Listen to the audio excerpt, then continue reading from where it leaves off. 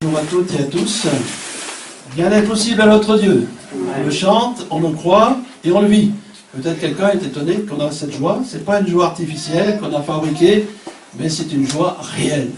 Notre Dieu est un Dieu de joie. Est un Dieu qui est là pour apporter dans notre cœur ce dont nous avons besoin, de l'amour bien sûr, mais aussi le fait qu'il nous communique la foi. C'est important la foi. Bon, la foi, ce n'est pas une religion ou une autre. Hein. Non, la foi, c'est d'avoir des certitudes. Des certitudes dans l'existence de Dieu, des certitudes qu'il y a pour nous, pour ceux qui ont la foi, eh bien, une bénédiction, hein, une vie éternelle, alléluia, une vie dans le paradis auprès du Seigneur. Et c'est possible. C'est possible pour tous. Si on demandait le témoignage des uns et des autres, chacun nous montrerait comment Dieu agit. Ah, Dieu n'agit pas de la même façon les uns pour les autres, parce qu'il nous connaît parfaitement et il sait comment toucher nos cœurs. Amen. Alors, on va ouvrir la Bible. La Bible, c'est important. La Bible, il y a 66 livres dans la Bible qui ont été écrits par différents personnages, à peu près 39 auteurs, sur plus de 1500 ans. Ça représente les auteurs qui ont écrit la Bible. Et ils ont le même message. Un Dieu qu'on peut appeler notre Père, un Dieu qui est le Créateur, un Dieu qui désire se faire connaître à nous, un Dieu qui a envoyé Jésus-Christ pour nous sauver, et un Dieu qui veut conduire notre vie. On a besoin aujourd'hui, dans un monde un peu bousculé dans leurs valeurs, de savoir où on va et quelle est la destinée de notre vie. Voilà, parce qu'aujourd'hui, il y a beaucoup d'incertitudes, beaucoup de flou. Eh bien, la parole de Dieu, pour chacune de notre vie, eh bien, elle a une parole certaine.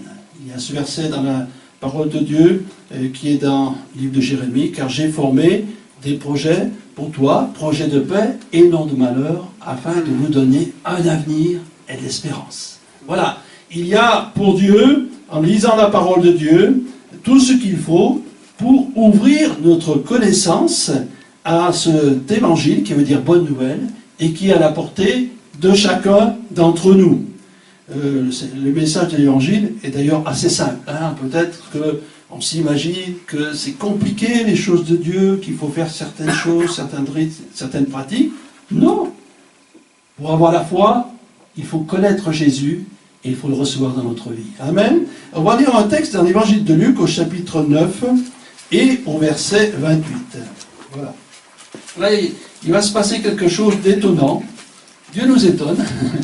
Dieu nous étonne et on peut dire que la parole de Dieu, elle a différentes facettes. Il y a la connaissance de Dieu, de son évangile, la connaissance de Jésus, et puis l'expérience. Après la connaissance, eh bien, il y a l'expérience. Et cette connaissance nous permet de connaître vraiment celui qui a le pouvoir de transformer notre vie.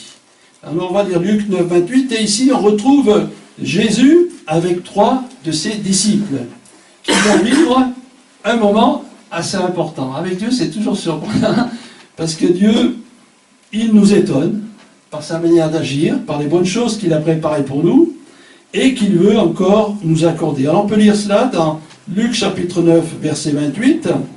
Il y a Jésus, voilà, qui est avec ses 3 disciples. Environ 8 jours après qu'il eut dit ces choses, Jésus prit avec lui Pierre, Jean et Jacques, et il monta sur la haute montagne pour prier. Pendant qu'il priait, l'aspect de son visage changea, et son vêtement devint d'une éclatante blancheur. Et voici, 2 hommes s'entretenaient avec lui, c'étaient Moïse et Élie, qui, apparaissant dans la gloire, parlaient de son départ qu'il allait accomplir à Jérusalem. Pierre et ses compagnons étaient absentis par le sommeil, mais s'étant tenus éveillés, ils virent la gloire de Jésus et les 2 hommes qui étaient avec lui. Au moment où ces hommes se séparaient de Jésus, Pierre lui dit, « Maître, il est bon que nous soyons ici. Dressons 3 tentes, une pour toi, une pour Moïse et une pour Élie. » Il ne savait que ce qu'il disait. Comme il parlait encore, une nuée vint les couvrir, et les disciples furent saisis de frayeur en les voyant entrer dans la nuée. Et la nuée sortit une voix qui dit, celui-ci est mon fils, écoutez-le. On va s'arrêter là. Voilà une expérience étonnante. Voilà ces 3 disciples qui étaient, on peut dire, plus attachés à Jésus que les autres. C'est pas qu'ils faisaient la différence, mais ils en voulaient beaucoup. Ils désiraient vraiment connaître le Christ et tout ce qu'il était capable de faire.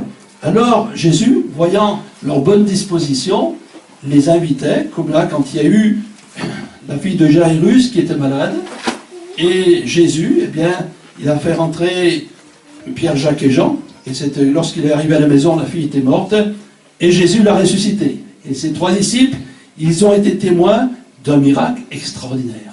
Des miracles, il y en a eu dans la Bible, hein, il y a beaucoup de miracles, et là c'est une expérience particulière. Donc ils sont montés sur la montagne. Jésus avait l'habitude de monter sur la montagne pour prier. Est-ce que vous aimez monter sur la montagne? Quand on est dans une autre montagne, c'est joli le paysage. Hein, on voit joli paysage, il y a moins de bruit, le bruit il est dans la vallée, et là bien on se sent vraiment près de Dieu. On peut contempler les œuvres de Dieu, c'est merveilleux. Et puis c'est un endroit pour qu'on peut méditer, on peut penser à certaines choses, et ces hommes ils sont montés là. Alors certains disent que c'est le mont Tabor qui est de 2800 mètres. Alors je ne pense pas qu'ils sont montés à 2800 mètres, on ne sait pas où ils se sont arrêtés. Et puis ils se sont arrêtés à un endroit et ils ont commencé à prier. Il dit, pendant qu'ils priaient, il s'est passé quelque chose. Eh bien, Jésus a changé d'aspect. Voilà, il a changé d'aspect. Et il devint, son vêtement, il devint d'une éclatante blancheur. Voilà. Jésus qui change d'aspect. Et en plus, il y a 2 hommes qui sont à côté de lui, Moïse et Élie. Et voilà ce qu'ils aperçoivent. Quelque chose de surnaturel. Et oui, c'est quelque chose de surnaturel. Et même pour des personnes qui n'ont pas l'habitude de connaître Dieu, eh bien Dieu peut se révéler. Et par ce moyen, eh bien je connais un homme, il y a 2 jours de cela, j'étais sur un marché en train de faire un peu de distribution de littérature évangélique, et j'ai trouvé un homme qui est assis sur un banc, et je lui ai parlé, il était assez affaibli, et il dit, voilà, je suis malade, et les médecins, il me dit, j'ai 40 ans, mais en réalité, c'est comme si j'avais 80 ans.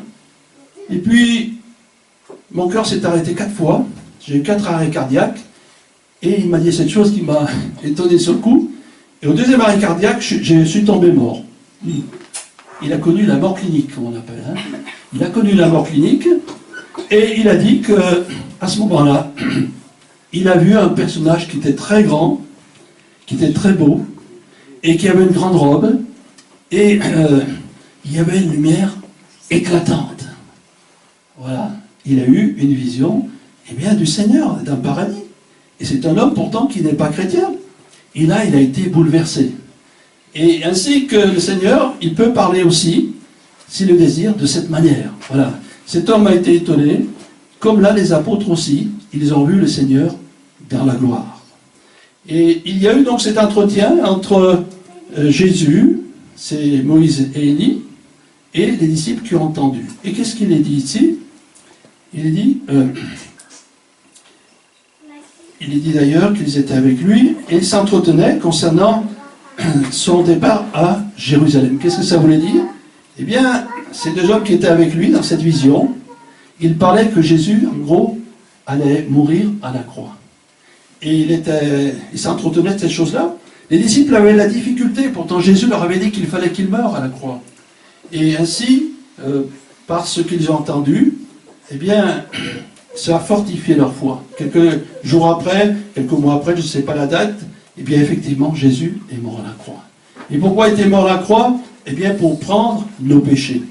Et si ici, dans cet événement, il y a eu quelque chose de merveilleux, d'extraordinaire, eh bien, c'était pour préparer ses disciples qu'ils allaient voir passer des moments difficiles et pour la crucifixion de Jésus. Et certains commentateurs disent aussi que Jésus lui-même, entouré de Moïse et d'Élie, a été fortifié.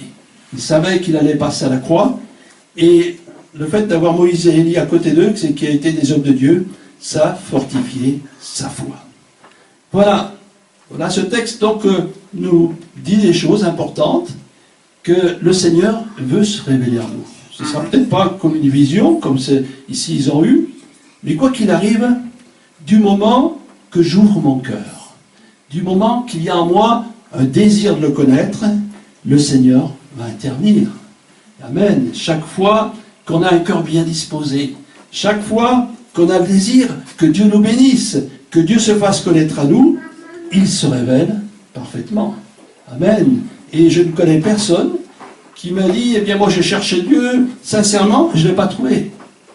Dieu, il se révèle à ceux qui le cherchent. Car c'est un Dieu d'amour, il ne force personne. Et remarquez quand vous lisez la Bible, pour les connaisseurs, c'est les hommes et les femmes qui s'approchaient de Jésus. Hein? Ils s'approchaient de lui. Et Dieu, Jésus les bénissait. Et cet après-midi, peut-être vous ne le savez pas, mais Jésus est au milieu de nous. Il est présent en esprit. Et si je sens dans mon cœur l'amour de Dieu, si je ressens sa présence, si je réalise qu'il est vivant, eh bien, il va se passer quelque chose. Car cette révélation est importante. Ça nous prouve que Jésus est vivant. Alléluia. Et la vision qu'ils ont eue, c'est Jésus dans la gloire. Car si Jésus, à la croix du Calvaire, où il a pris nos péchés, eh bien, ça a été un moment terrible, puisqu'il est dit qu'il y a eu des ténèbres sur toute la terre. À ce moment-là, Jésus était dans la gloire. Voilà. Et ça nous montre un peu les deux facettes de notre vie. Semblable à Jésus qui est mort à la croix, nous sommes peut-être de ceux et celles qui passons par un moment difficile, sombre. Il y a des gens parmi nous qui sont dans la dépression, il y a des gens qui sont dans la tristesse, qui sont abattus, qui n'en peuvent plus, et qui pourraient dire, ma vie, ben, c'est comme un tableau qui est noir. Eh bien, justement, on peut passer de cette situation à la joie et la lumière qui éclaire notre cœur, la lumière de l'Évangile. Amen. Voilà ces deux hommes-là qui étaient auprès de Jésus, Moïse et Élie, qui représentent chacun eux-mêmes qu'ils ont vécu des choses merveilleuses. Pour ceux qui ne le savent pas, Moïse aussi il est monté sur une montagne, la montagne du Sinaï. Là, il est resté 40 jours et 40 nuits. Et là, il a eu les tables de la loi. Et quand il est redescendu, il était rayonnant. Et nous aussi, nous sommes rayonnants lorsque nous connaissons le Christ. Parce qu'il y a la joie, il y a la paix et il y a l'amour. Et au fait, est-ce que chacun comprend bien ce que signifie la croix ?